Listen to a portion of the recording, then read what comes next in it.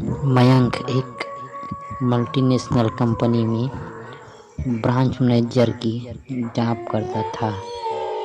एक दिन मयंक को ऑफिस से घर जाने के लिए लेट हो गया था। सर्दी की मौसम होने के कारण रात भी जल्दी हो गई थी। ठंड भी बहुत शुरू हो चुकी थी। रास्ते में अचानक चलते चलते मयंक को अचानक आवाज सुनाई दी। रुक जाओ। मयंक वहीं पर ही रुक गया और पीछे मुड़ के देखा, लेकिन पीछे कोई भी नहीं था। फिर से वही आवाज सुनाई दी। सामने देखो।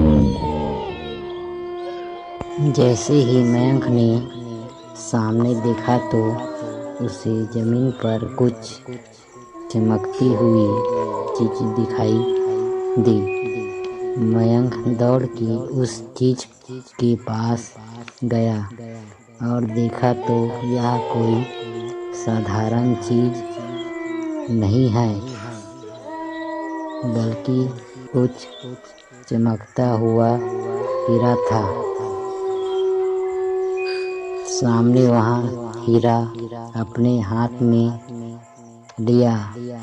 उसकी चमक देखकर मयंक खुशी का पर न रहा, लेकिन मयंक को कहाँ पता था यह कोई साधारण है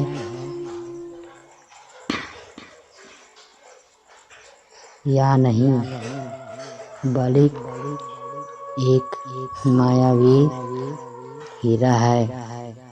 अचानक उस हीरे में से आवाज आई। अगर तुम्हें और हीरे चाहिए तो इस जमीन को खोदो। इस जमीन के नीचे बहुत सारे हीरे हैं। मयंक खुश हो गया। उसने उस हीरे को अपनी जेब में डाला और जमीन खोदना शुरू किया। करीबन 2 फीट खोदा। काम करने के बाद अचानक मयंक डर के मारे चिल्लाने लगा। इसके कारण उसका संतुलन खो गया और जमीन पर गिर पड़ा, क्योंकि उस गड्ढे में से हीरे मोती नहीं, बल्कि किसी इंसान का कटा हुआ सिर मिला। अचानक वह सर हवा में उड़ने लगा और बोला, डरो मत, मैं तुम्हें कोई हानि नहीं पहुंचाऊंगा। मैं तुम्हें बहुत सारे हीरे जेवरात भी दूंगा। बस मेरी बात ध्यान से सुनो। मैं जहाँ जाता हूँ वहाँ मेरे पीछे आओ। फिर वह सिर हवा में उड़ा और जंगल की ओर बढ़ने लगा। करीबन 1 किलोमीटर चलने के बाद वह सिर रुक गया। फिर उस सिर ने मयंक से कहा, इस जमीन के भीतर बहुत सारे हीरे मोती जेवरात छुपे हुए हैं। इस जमीन पे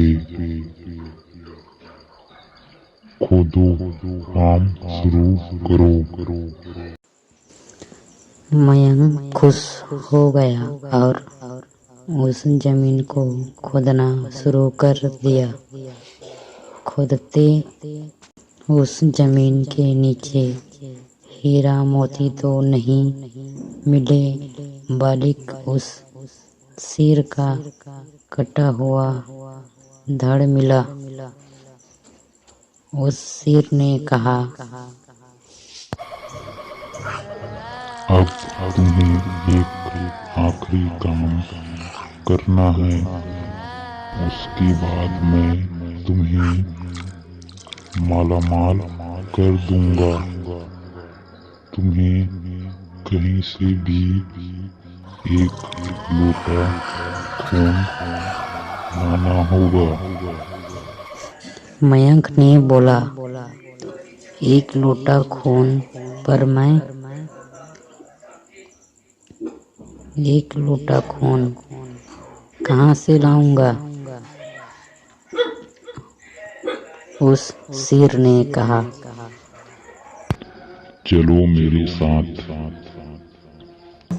वो डरावना चेहरा मयंक के साथ लेकर थोड़ी दूर पे गया। वह उसे एक इंसान को जाती हुई देखा। वो शेर बोला, उस इंसान को मारकर उसका खून ले आओ।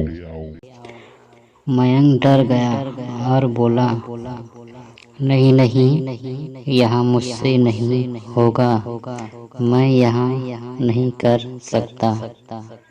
अगर तुमने यह काम नहीं किया तो मैं तुझे बहुत बड़ी मुसीबत में डाल दूंगा, फिर तुम्हारी पूरी जिंदगी नर्क बन जाएगी।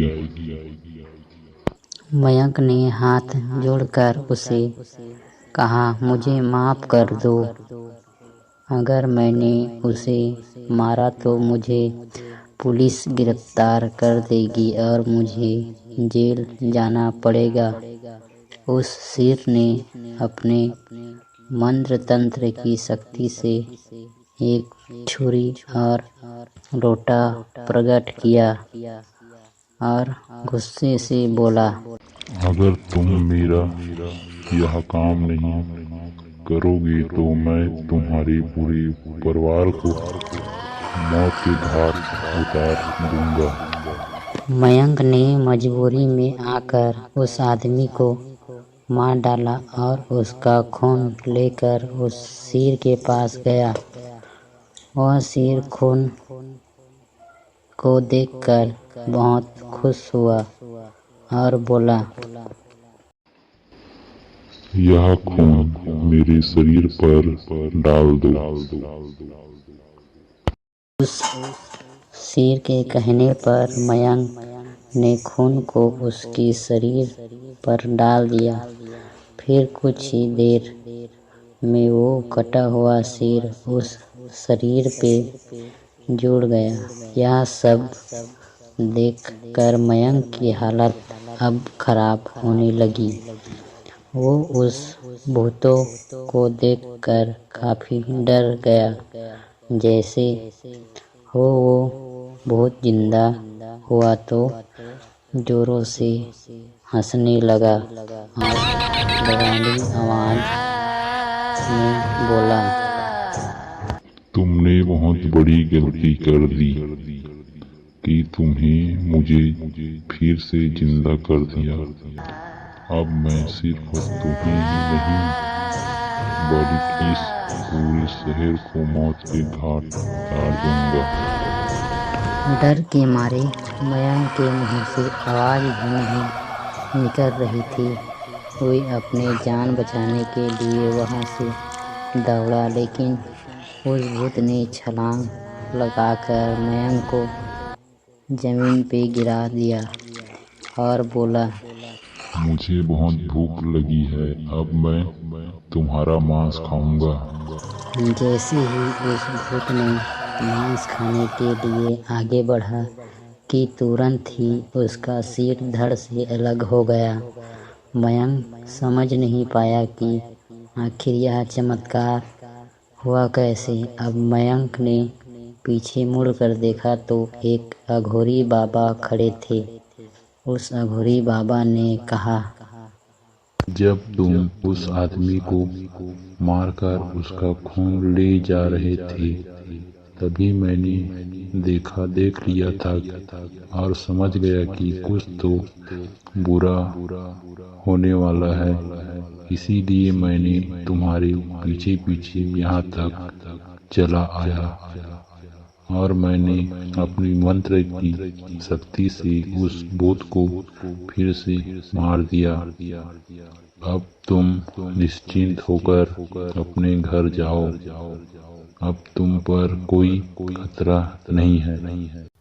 आज भी मयंक बात को याद करता है तो उसकी रूह तक कांपने लगती है। दोस्तों, आपको यह कहानी कैसी लगी प्लीज़ हमें कमेंट करके ज़रूर बताएं। और किस शहर से देख रहे हैं प्लीज़ कमेंट में बताएं।